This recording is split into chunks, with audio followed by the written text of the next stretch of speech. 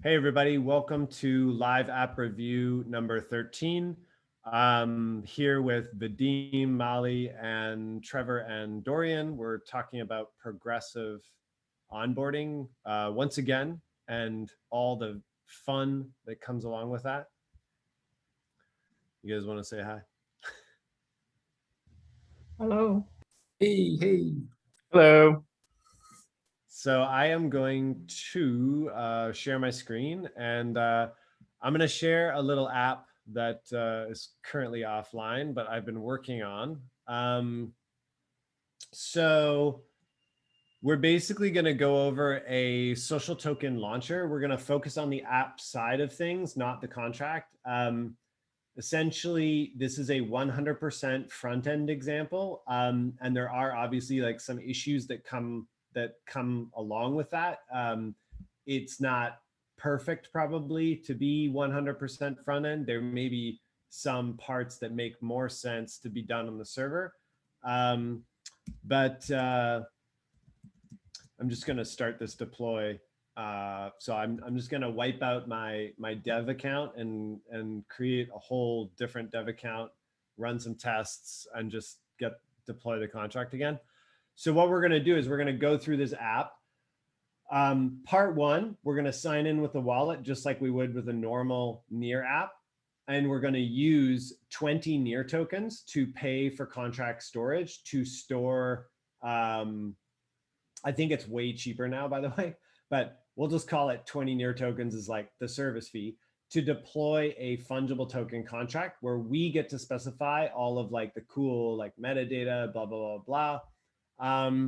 And then we are going to create some guest accounts. So we're just going to have this array of guests, and then we can claim a token drop for each guest. So it's like unique per guest that's added.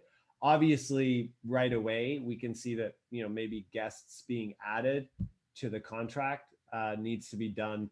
Don't worry about the test failing. It's just some silly little thing.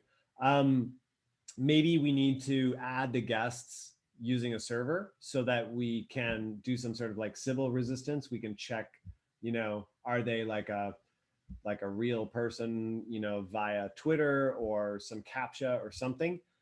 Depends on how much we care about these tokens and how much we care about sponsoring the guests' gas fee. The next thing we're going to do is we're going to play around with the guests. We can send tokens back and forth between guests while they have their gas fees sponsored.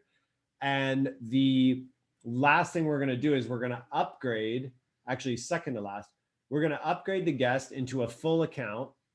And then that guest is going to be swapped from the wallet user immediately. So the guest never has to log in with the Near wallet or do anything. And then that guest will have a token balance and be able to send tokens basically from the wallet account where they pay their own gas fees to guests who have their gas fees still sponsored. So we're basically blending the experience and trying to make it like essentially super smooth so that users don't really need to think about anything. And there's various points that I think like maybe Vadim or Dorian are going to point out that we need to, maybe improve things or whatever, but we can kind of like work on that as we go. Okay, so I think we just need the front end, so we don't need any server or anything. So we're going to do yarn start on this project.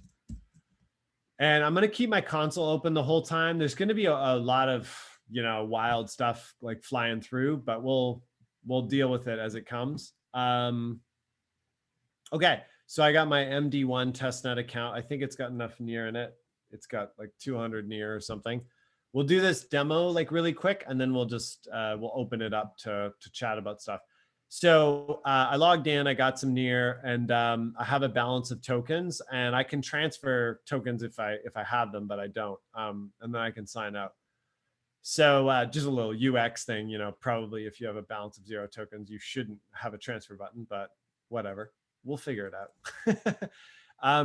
So the total supply, let's make 10,000 tokens. Let's make the symbol test. The name is test, and the token account. So this this is the account that is going to be created to host the token contract. So basically, I'm going to first go to the testnet account, and I'm going to ask the testnet account to take my 20 near and create a testnet account.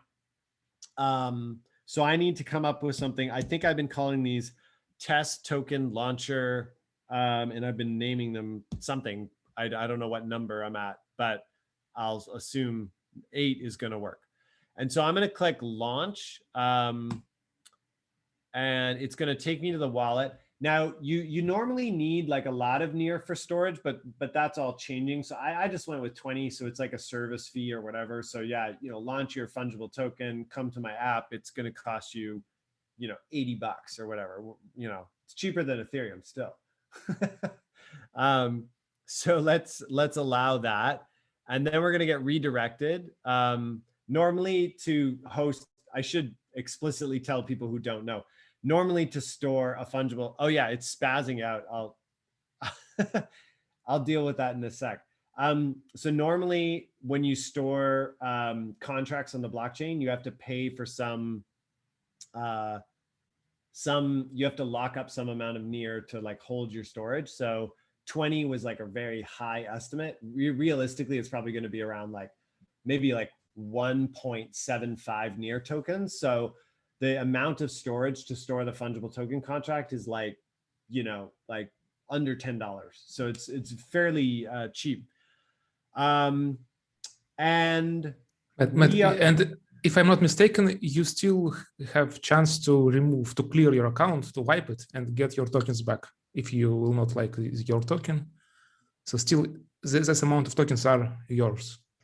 That's correct. Yeah. So if it was an experiment where we were dropping a bunch of tokens and we let people use the tokens for some period of time, like let's say it was like a real world event, or they were coming to or making a vote or something, and then we just wanted to dissolve the contract and the voting and everything to do with these tokens, we could just delete the whole account and contract at some point in time and get those tokens back. So that's a good point. Yeah, it's storage for that you're renting from near, not that you're actually burning.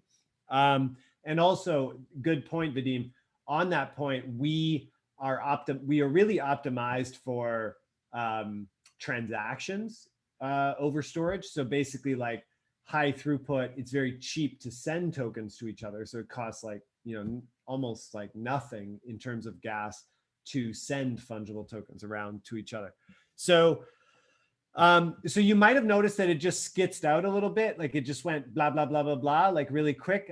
Don't worry about that. That's just like it was deploying the contract. It was doing some stuff with like the React state, and it just I haven't gotten to the bottom of that, but it's just a mild sort of nuisance right now. So here we go. We've got our token. So this is the account that it's deployed to. So we can go take a look at that, and we can see some of those details like we were talking about storage and this and that. So it's storing 248 bytes. It's got this balance. If we look at it on the wallet, we'll see something. We'll see like how much is locked and how much is unlocked and stuff. Reserved for storage. Okay, so it wants a lot of near. I don't even know how this is possible. It's letting me do a lot more. I think the reason here is because the storage update that I was talking about has already been pushed to testnet, but the wallet has not been updated. So this is actually just moved the decimal over. It's a factor of 10. So it's 2.4 near that's technically locked right now, but we're just kind of messing with the numbers. So like I said before, 2.4 near, it's about $10. So that's, as Vadim pointed out, that's rented, not burnt. So you can get it back if you delete your contract. All right, cool. So we have a token. Now let's go to the drop part, because before we go to the drop part, we have to create a guest account. So I could have done this automatically and hidden this, but I wanted to point this out because it's something that I didn't go over. I have to go to my Excalidraw for a second. You guys will see my funny little we're thinking about doing like an NFT based text based adventure, you're probably more interested in that than what I'm going to show you today. So sorry about that. But I will have to go here. Oh yeah, I want to go to this diagram because I want to show that there's a special account called, so if this is my app, like if it's, I called it AA because, you know, near names need at least 2 characters, but it could just be called app.near. So basically, app.near is the account for the token. So that's this account. And we're going to create guests.ttl8.testnet. So we're going to create that.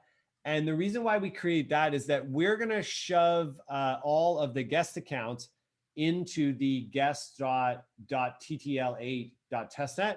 And it just kind of makes some of our contract a little easier. So for example, when we go to find out who's actually calling the method, we can just look at the caller of the contract, and we can actually split once on the first period, and we can split into first, last, and we can just say if the first equals the guests and the last is the owner of the token contract, which it would be the same ID. I mean, it could be a different owner, so it's up to you. You know, like we just need to know like self current contract. We can also call. I think you can do this. You can do like current account ID would be like the current contract. But anyway, the whole point is that we get to just split. And also all the keys that we're managing are outside of our contract account. So they're not messing up. Like we may be doing some multi-sig thing with our contract and we don't want all these guest keys floating around. You know, you can have them all under one account, but it's just, I don't know. It just keeps it cleaner, right? So let's go back to here. So we deployed the guests account. And now that means that we get to add guests to the guests account. So what are we going to do? We're going to add keys. So we're going to add access keys to the guest account. And we're also going to add them. Oh, it's not here in that code. Here, I'll make this code a bit bigger. We're going to, I'll make that even better. Where is it? Oh, it's in the contract. When we go to add the guest, we're going to, where is it? There it is. We're going to add them to an actual guests array, but we're also going to insert them in the accounts. Okay. So the guests are going to live in 2 spaces. They're going to have their account balance, storage, paid for, everything. It's all good. The app's going to sponsor all of that storage rent that it costs to store the user's balance. It's kind of like storing the contract code that we talked about earlier. And the app is also going to store the guest's public key, so we know, you know, which guest belongs to which account ID. So yeah, so that's about it. So when we add a guest account, we just specify a username. So because we have everybody on the call, let's make it fun, you know. So we'll add Vadim first, and we should see Vadim pop up there. Okay, and then we'll add Mali. Okay, is everybody excited? It's like, this is awesome. It's not exciting at all, actually. Sorry, Trevor, that was a trick question. I'm just kidding. I'm still stoked. It's not exciting because it's only running on localhost. So soon I'm going to do these things and we're all going to like pile on the same contract. It'll be fun. But I'm sorry, I didn't have a ton of time this week. I wanted to do more. But yeah, let's add everybody just for fun so we can get an example here. Maybe what I will do is I'll kind of expand this a little bit more and make it kind of fun. Like maybe I'll put in like a little mini game or something that we can do with our tokens. And we'll load it right up by adding Trevor. Okay. So there's 4 guests. Okay. So what do? We added 4 guests to the, I got this thing floating around in front of my tabs. We added 4 guests to the guests.app.near as a key management thing. Like we're going to sponsor their fees, right? And then we added them to the guests array. Okay, and that's the only, on top of the fungible token contract. This is just a little bookkeeping stuff, like just so that if we want to change like the drop amount, we can change the drop amount and stuff. But basically, the guests is the only dynamic storage that we needed to add, because we need to have a mapping from the public key that's signing the transactions to the account ID that actually owns the tokens. So so we got all our guests. So the question is, what was created on the client side? Okay, so behind the scenes, all the user did was like enter a username and press a button. But there was, obviously we added to the contract. So we should have at this point some sybil protection, some sort of server thing that's like stepping in and saying, no, you can't do that or whatever, because so really it should actually be handled by the server. And we can do that by just taking the client code and moving it to Node.js and doing that through an endpoint, and just sort of putting in front of that endpoint a call to like an OAuth service or something, come back from the OAuth service, so the user sends their OAuth token, and then you go to the server, come back, say, okay, you are who you say you are, let's go, we're going to add you as a guest. And then you would also have to keep a record. You could do it in the contract if you want, if you're willing to lock up the storage for this and pay for the gas burn to do this. You could just use the contract, but that would be kind of like silly. So if you already have like a backend database, you could just store like, okay, Twitter user blah blah blah has already added themselves as a guest, so you don't take that person anymore. Any other ideas here, like for how you would sort of like just seamlessly onboard people, like just let them join your app, but without it getting out of control? Okay, we can make social identification by MetaMask, say we're signing some cryptography message. So to prove that the owner of this address, maybe he will just keep his address inside our application. Yeah, I think you're working on something like that, where we also check, just for people who are watching, we are working on something like that, sort of in a faucet sense, for new near accounts. And I believe, Vadim, you're checking to make sure that they have what we refer to as a non-trivial amount of crypto in the Ethereum account, right? Yes, we will do it. And how are you handling the signature recovery? The same way how you told, server generating some key, client sign it, sends back, and server is checking. Cool. And you're just checking on the server with Web3.js, right? Yeah, and we send to the user some hash, and so we will identify it by hash, not by address, not by ID, just for some. The server is controlling the identity. That's great. Awesome. Okay. Anybody else? Trevor, Dorian, Molly, any ideas about how we would somehow protect our app from getting, flooded with a bunch of bots, or a bunch of normies, a bunch of muggles, randos?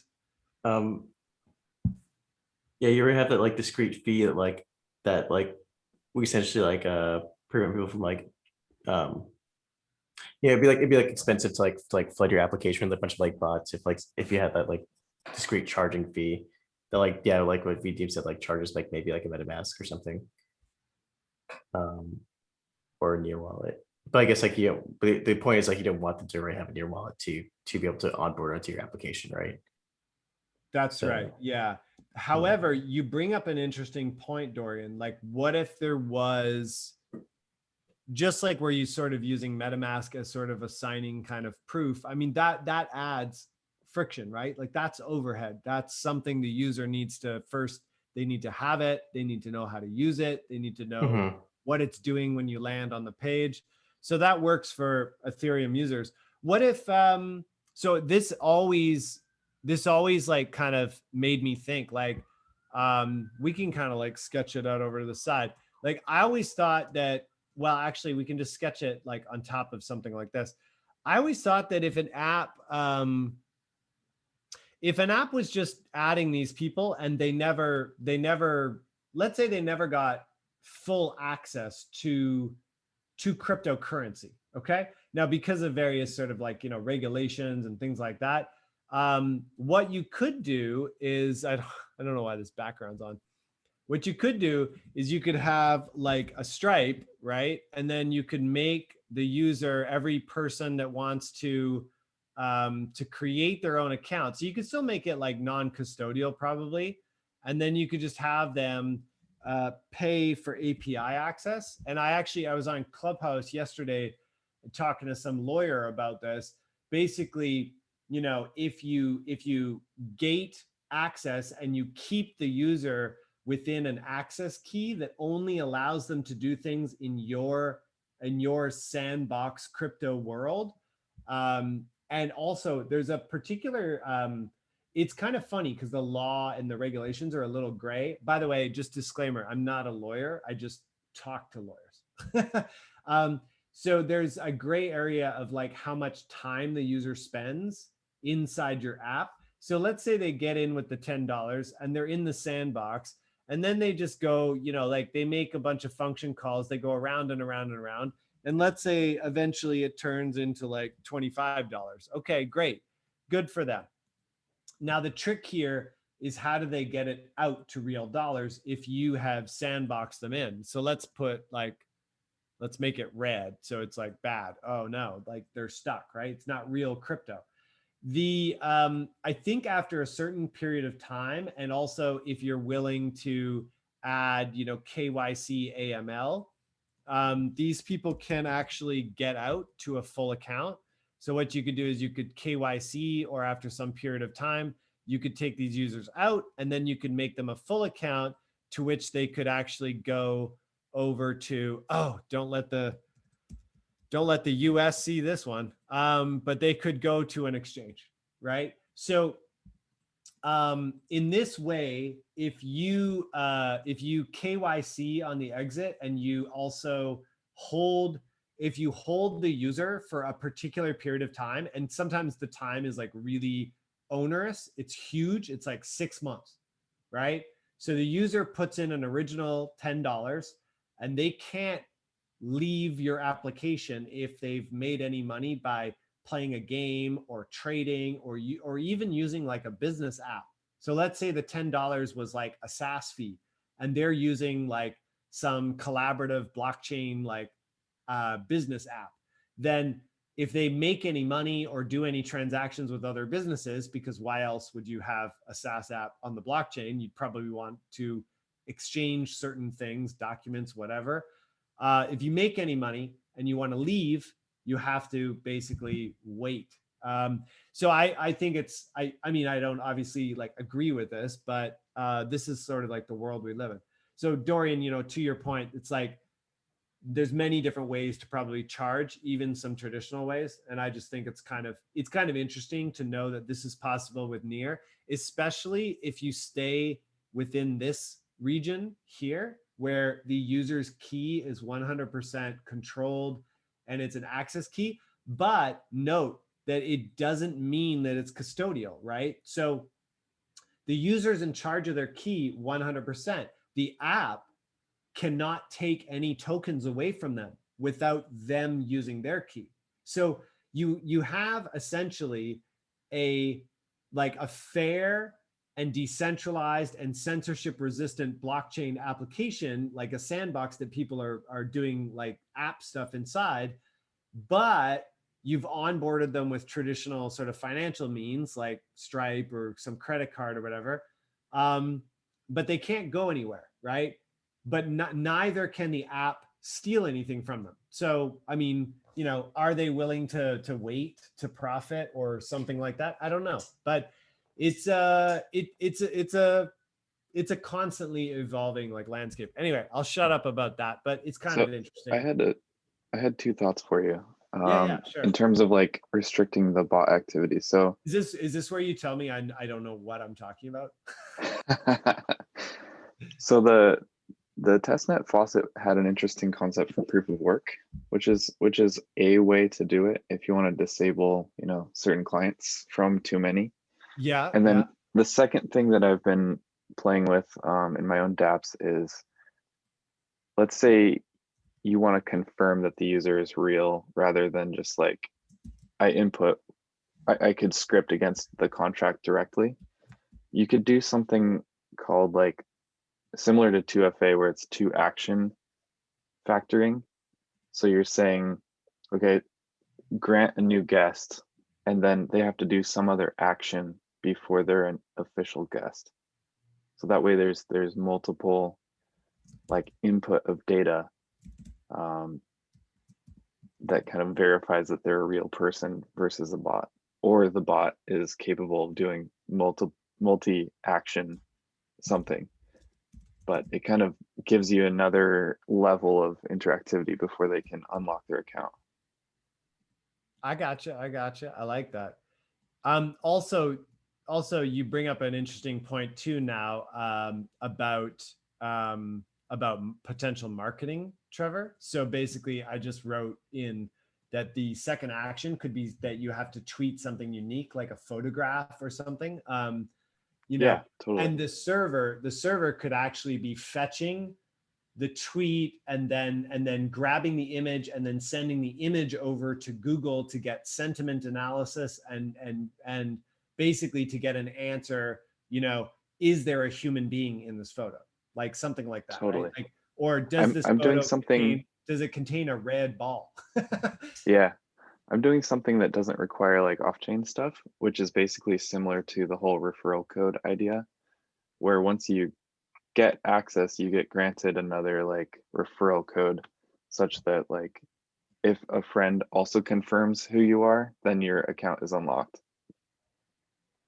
That's really cool. I like that web of trust stuff a lot. There's another thing I just wanted to quickly mention about marketing is like when the user upgrades, there can be, I don't know how I'm like trying to, there can be like an affiliate fee that's paid out. So basically it doesn't always have to be the app that is the one and then the user's upgraded, right? So then the affiliate fee is paid out to the person that got them in the that did the botting and whatever, like and actually sourced the user in the first place. So if an affiliate originally brought the user in, then they go ahead and they go about their business making contract transactions. Eventually they upgrade, and at that point of wanting to like exit the sponsored like sort of guest account, they basically get a real wallet and a real account, the affiliate gets like a kickback. So that what's nice about this is you only, as a contract, you know, you only actually, well, it's actually your user that pays out a fee, but you could actually match the user fee or whatever. So you could take it from the user or you could pay. So I think you it'd have be many awesome. different options. You know, snarky comment here. You could actually do a cool affiliate tree where royalties are paid out based off of, you know, the web or distance from each affiliate. Like this, MLM right? on chain. Yeah. Yeah. So the user's coming from affiliate to affiliate, and then the fees are basically like trickling back. They're going upstream. Yep. Yeah. Rewarding Wow. the power user. Pretty cool. What do you mean by distance between affiliates? Like I referred Matt referred you, Dorian, you referred Molly and Vadim. I would get, Okay. you know, a percentage It's of more like all that. of those, you know. So it's just a referral, yeah, referral tree kind of thing. Yeah, totally. That's cool. All right. Okay. So cool models, definitely. We should get back to this though really quick. So so I'm gonna claim drops for these users. So there's 100 tokens for Vadim. Everyone's gonna feel very rich now. Yeah, soak it up. All right.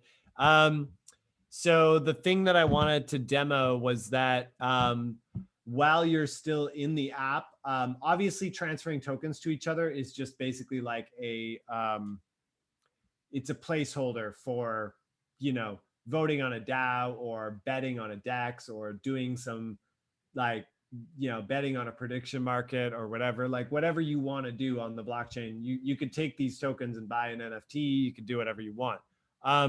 But from Vadim to Mali, I will transfer 10 tokens.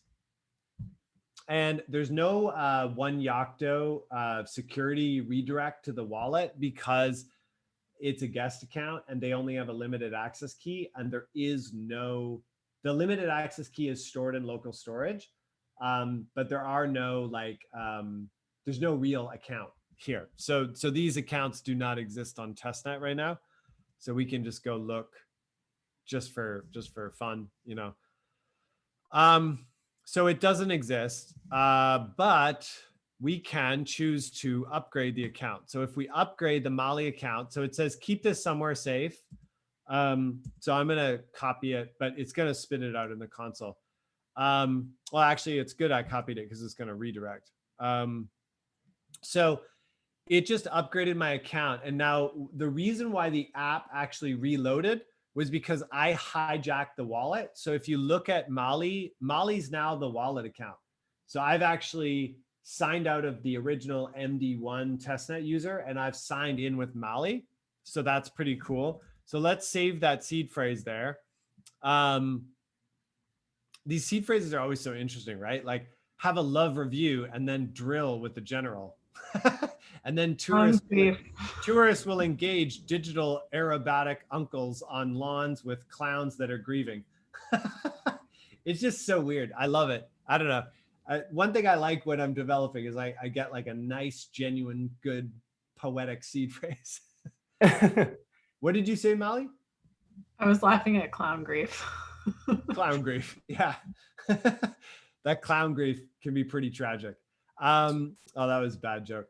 Okay, so now I'm going to transfer. So remember, Vadim gave Mali a little bit of tokens while Mali was, and Mali's no longer in here because she's upgraded. So Vadim gave Mali tokens, and now Mali is gonna you know, give the favor back. Not as much, but some tokens. So 5. So we'll send them back. All right, so now Mali has 104. Now you'll notice a bit are missing, and that was because they were swapped with the contract in order to give Mali real near. So we gave her 0.5 near in exchange for 0.5 of the tokens. In reality, like in a real app, this would happen on like an AMM. So the user would get the token drop as a guest. So let's go over to the guest. So yeah, Vadim got the tokens. Yay. Okay.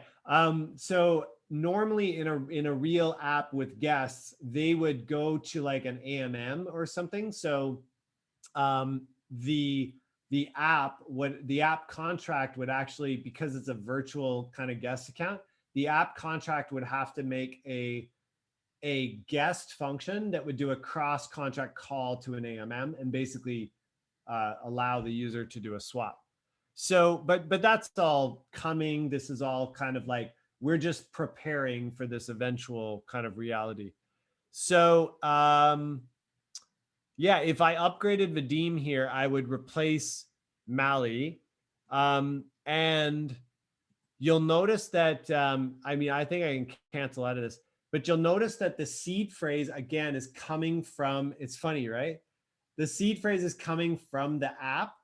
And the issue here is that the seed phrase should really be coming from somewhere else. So we should be taking the seed phrase from maybe like the wallet sign up or from a Chrome extension, because it's kind of like unsafe to make this seed phrase the full access key of the user's account. What also happens, I'm just going to cancel that.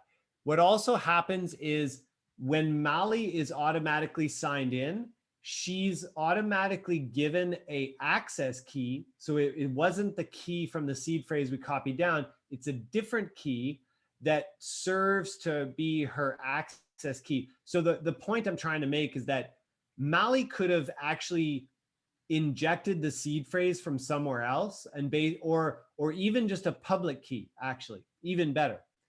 Because the app, in order to continue Mali's experience, this application does not need to know your full access key. It only needs to know the public key of your full access key. And I'll prove that right here. When we go to handle upgrade, you'll see that I'm creating the seed phrase here with the public key. But all I'm doing with the seed phrase actually is, where is it? All I'm doing with this seed phrase is I am going to, where do I do it? Oh yeah, I am going to prompt the user and then I log it out. But after this, the seed phrase is not used anymore. So the whole point I'm trying to make here is that this experience that I've illustrated, where we can seamlessly move from a guest account to a real account, can be done by only accepting a public key from, for example, the Near wallet. So we can actually still upgrade the user to a full account by giving this public key full access over the account, which obviously matches the seed phrase. The reason why I generated the seed phrase in the app was because of just convenience. But I could just as easily make this prompt accept a seed phrase from outside of the app, and then basically we're going to call create account, and we're gonna make we're gonna get a seed phrase from outside the account that has a matching public key, bring the public key into the app. The app is going to say, what is the public key you want to use? And then we're going to say, it's this public key. This is my public key for the account, the new account that I want to create. And you keep your seed phrase secret. So you keep it somewhere else on a separate domain, or even locally, or you could use a ledger. That's great example. So you could have 0 Near on your ledger, and then the ledger window could pop up and say, connect your ledger. Do you want to make an account using your ledger public key? Give this application access to read your public key, no secret seed phrase, no nothing. And it would just take the public key in, and it would upgrade you automatically. And then it would make a little access key, the exact same access key that you would get if you had signed in with your wallet, and then you're back, right? So actually, let's do this. Let's do a regular sign in. So let's copy the Mali seed phrase. First, we have to log into the Near wallet. I don't even know how to do this with the wallet update.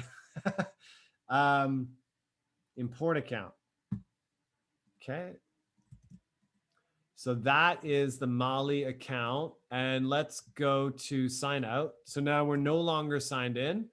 We still have our guest friends, I think. Well, we have to sign in first to see our guest friends. But now let's sign in, and we should have the wallet at testnet. So testnet, redirect. We're redirecting to Mali.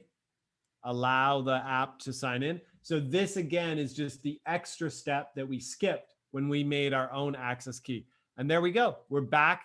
Mali, she's got a full bounce of tokens, and it's all good. So, and we got all our friends back. Yay, friends.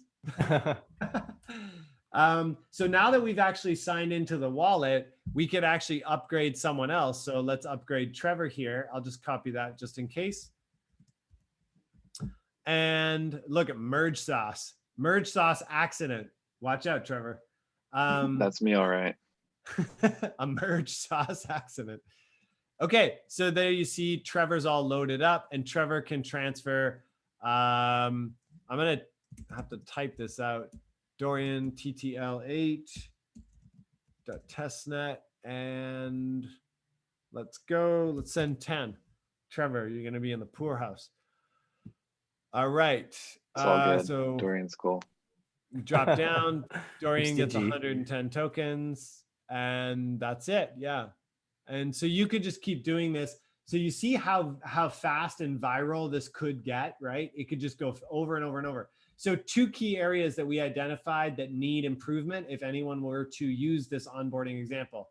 One, we need some sort of sybil resistance. So we need to be choosing to add guests via a server or some backend that is going to do some sort of like proof of crypto, proof of work, some sort of web of friends kind of verification, some sort of OAuth, or additionally some sort of OAuth plus some action or some marketing drive or initiative that you want the user to do in exchange for their free gas, basically their free gas fees that you're sponsoring them. And then the second issue is the issue of where do you get the public key to give the user their full access key. So basically the app is like saying to the user, hey, I'm here. I can upgrade you into a full account. I can make this for you. I'm willing to do this. I'm willing to take, some small amount of your tokens in exchange for upgrading your account. So I'll cover and put a little bit of near into your account. We'll do a swap, right? So whether it's through an AMM or whether it's through some other thing, but the key here is that the app needs to get the public key in before it can actually create the account. By the way, there's one last thing I wanted to mention. You can actually, in the upgrade, you'll notice that all the users have been named like, TTL8 like Dorian.ttl8.testnet. So all of these users are sub accounts, right? There's actually a way we can take it even further. It requires a lot more Rust. So it's a lot of jumping through hoops and moving balances and shifting accounts and stuff. However, we can do it. And that would be to make a call. Link drop, to make a call out to the link drop contract. So this is the contract that allows people to create account names on Near. In fact, I used it in the app. Here, I'll show you really quick. In the launcher, where is it? I made a call. Launch token. Yeah, so I made a call to, oh yeah, here it is. Naming contract name. It's great naming on my part, right? Totally cool. Naming contract name. But anyways, I was a little sleepy when I was doing this. But basically the account makes a function call to, if you're on testnet, it's to the testnet account. And basically it just calls create account. What's really interesting about this is that there is a callback. I think that you could, can you wait for it? I think so. I think what you can do is you can, yeah, I think what you can do is you can make a promise call to the link drop contract, and you could call create account, and then you could have I think first you'd have to make like, I don't know, it's really weird. Our promises are a little bit screwed up, but first you'd have to make like an external promise call to yourself as a contract, and then your contract would go off and make a call to create this account, and then this account would go through its process, and then when it's done its promise, it would make a call back to your original contract. So it gets a little messy, but you should be able to essentially create the user's account on their behalf in one big loop. And then the question is, how do you update their balances? Well, you need to go back to, you need to just basically do a transfer from the guest, from the guest account ID, transfer the balance to the new username that they want. So if they want like, Dorian.testnet, then you'd have to transfer to that. Now there's another kind of interesting upgrade pattern as well. What if they already have a near account? What if they already have like Dorian.near? Then all you do is you keep the guest accounts. So in the app, it would look like something like this. So we have Dorian.near, and instead of upgrade, you would just basically say, like you can remove Dorian.near right now and all the tokens are just going to disappear. The guest account's going to be deleted, etc. All we need to do is when we go to delete the guest or remove guest, which is here, we need to specify a beneficiary. And that's, well, let's just call it beneficiary, right? And so that that beneficiary ID is the one that's going to receive all of the fungible tokens. So Dorian, even though he has a near account, might just want to try this app, but not give the app access to his near account or not add an access key. He might just say, hey, this app's going to pay for me anyway. So, I don't really want to mess around. I don't want to go to my near wallet. Maybe he's using his ledger. It's really annoying. He doesn't want to sign in and approve keys with his ledger. So he's just like, Dorian's pretty lazy. No, I'm just kidding. Totally joking. So Dorian just wants to land on the app and he wants to try it out. I mean, really, we all just want to land on the app and use it and have fun, right? So, there's definitely a lot of options with this pattern. Like you don't have to, you could have the users staying as guests for quite some time even as well. As long as, for example, it was financially beneficial for you to do so. So anyway, that's all I got. We could do like a bunch of little upgrades and work through stuff, but it'll just take forever. And we've already chatted about all these like kind of cool, different like Sybil resistance models and other stuff. So any other kind of questions before we stop recording for the day? I think it's a very cool example. And maybe there is another one way to output tokens. Say if this token were introduced and then they became popular, went to exchanges. So maybe you can just transfer to exchange without creating a real account. Am I right? Yeah, that's a good question. So you mean transfer to an exchange to do like a swap? I thought about centralized exchange. So just you will have deposit address, you will send them, maybe sale, maybe. Yeah, absolutely. So at some point, Vadim, you're totally right. At some point I could remove and I could put, right now it's just going to delete like the account, like, hey, you asked the question, so let's get rid of you. You're gone. And all those tokens are gone. It's not a very good app right now. There's definitely some token burn happening. But basically, when you click remove, you could prompt the user to say, hey, these tokens are going to be lost if you want to delete your guest account, specify a beneficiary and make sure that it's you.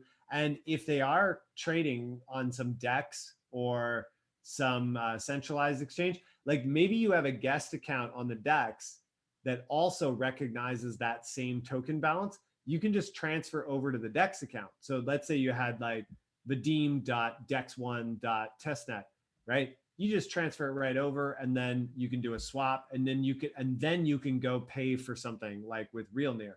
So it's pretty cool. It's sort of like these little like kind of like virtualized accounts. The key thing I think here is that we don't want to make it more work for the user. So we need to have safe and easy ways for the user to just exit, to just dump the tokens and send it to someone else. Or if the app really wants to keep the user inside their app ecosystem and keep them as a named account, they would just upgrade them inside the app by offering some sort of a swap for the value that they've generated within the application. So it's pretty cool. I think there's like lots of fun things you can do with it. For I have a quick question, or I don't know if it's quick actually, but for something like this, for social tokens, is there like a cap on how many tokens can be generated? Can be made? No, I mean, you can generate a lot of tokens. I was wondering if they're like, because like it's like a 1-to-1 value for like a token to like a new, like one of these like social tokens to like a new token, right? Well, it doesn't have to be. So okay. it could be, that's just in the example. That's just what I used. But ideally, they social tokens would float with like a market rate where they would be traded and stuff. And then if the app wanted to upgrade the user, they could do it through a swap by making a cross contract call to like a DEX, or the app could actually just price Oracle and just take a tiny amount of tokens, enough, like all you really need actually to upgrade a user and give them enough near to pay for gas is like 0.2 near or something. So you could just take a price Oracle and you could just say, all right, you came to my app, you participated in a couple of like social token drops and DEX, DEX votes and stuff like that. Some people gave you some tips. You have 250 tokens. The tokens are worth nothing. They're worth like 2 cents a piece. So it's like not much. So I'm going to take 150 of the tokens and you get a near wallet. So it's like a deal, right? Like you're making like an exchange. So I think it's kind of a cool way to get people in like right away. I think there are a lot of apps, especially games, that are interested in starting on the blockchain with something like this, because they can onboard, and especially because of the regulatory landscape that I mentioned earlier, they can onboard users with cash and with like all sorts of stuff. And then later, when things become a little bit more clear about like how their in-game economy is like developing, and whether or not they know who the high value users are that want to actually like exit and trade for cash and stuff, they can upgrade and sort of make changes and stuff. But this just keeps things running, and it's pretty cheap, like on the gas fees and stuff. I think this is the key reason why. So this example was kind of designed to show to James Young, the collab.land guy from, well, the company's called abridge.io.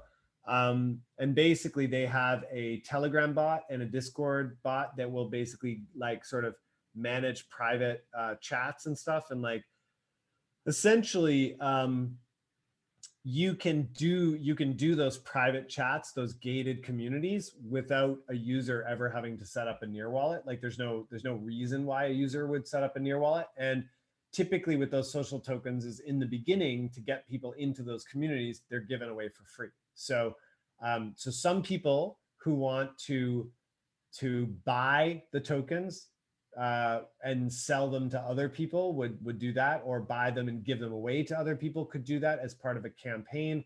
So you can typically, you'd like mint a bunch of your social tokens, and then you would give away a bunch in an airdrop, get a bunch of people into your community, and then you would do several campaigns after that where you would try like marketing stunts to get people to do stuff, kind of like what Trevor was saying, do tweet something cool for me, and I'll add your Twitter handle to a whitelist, and then when you come to my server and you OAuth, I'll create an account for you. But you have to be in the server list to get added as a guest. And then when you get added as a guest, the tokens are already dropped, ready to go, and you can join the exclusive Telegram group. So it's a way to like gate web content and gate access and stuff.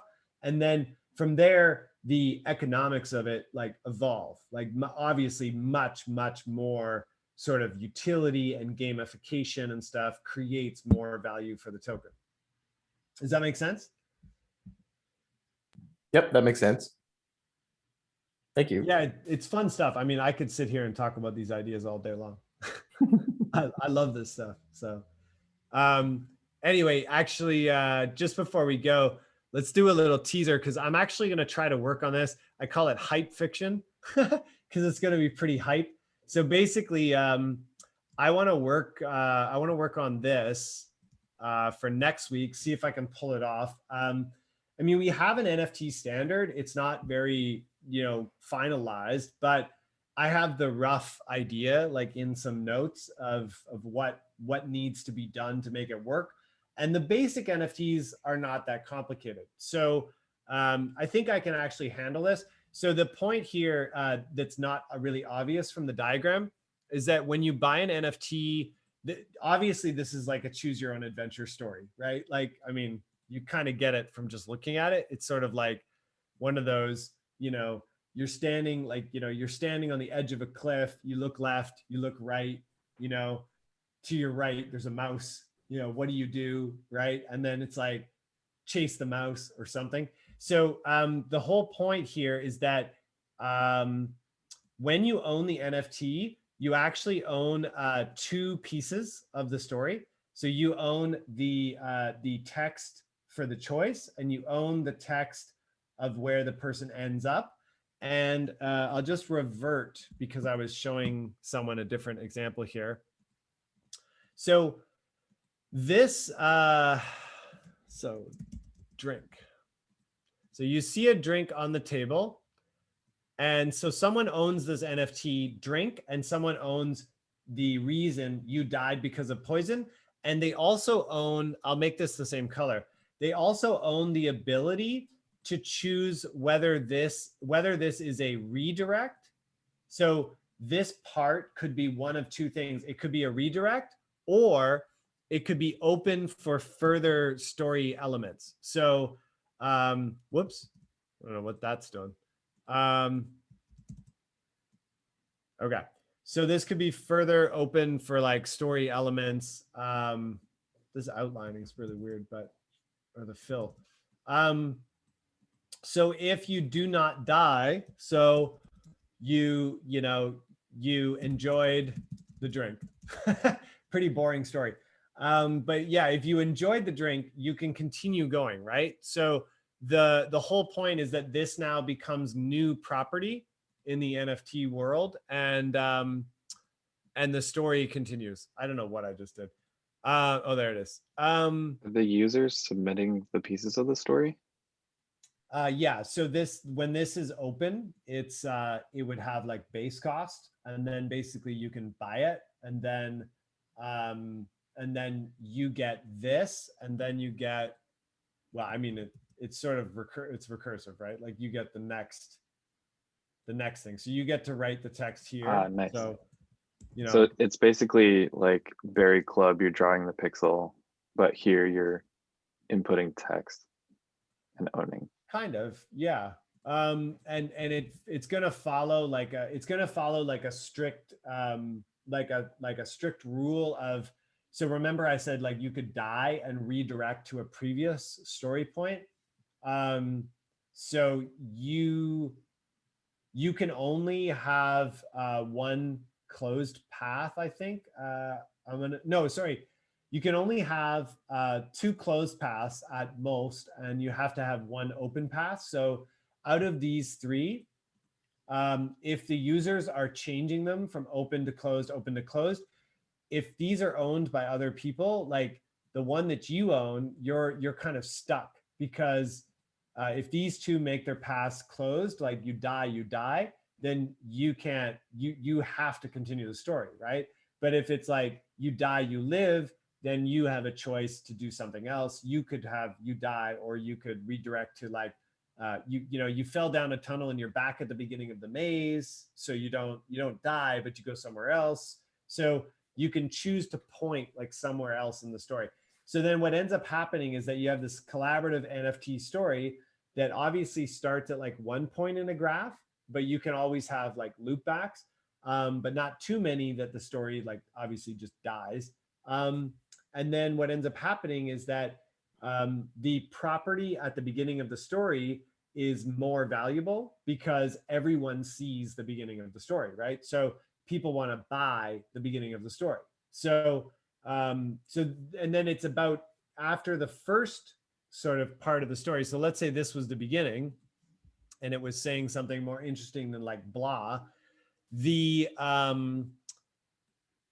the narratives with which you choose like further down will depend on how compelling like the previous narrative is, right? So whoever owns these first three are going to kind of decide like where the flow of users go.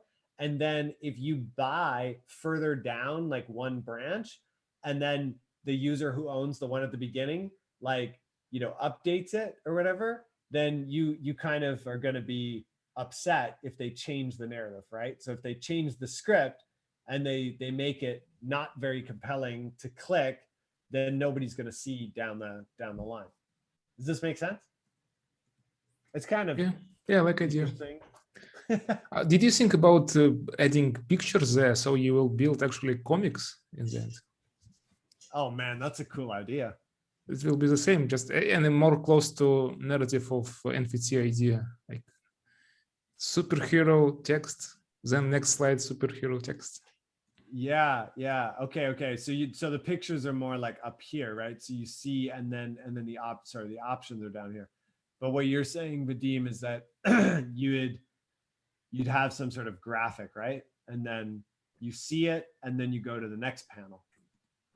Build a comic. Have you played AI Dungeon? AI Dungeon? Yeah. What one is that? Because I played a version of this on Ethereum.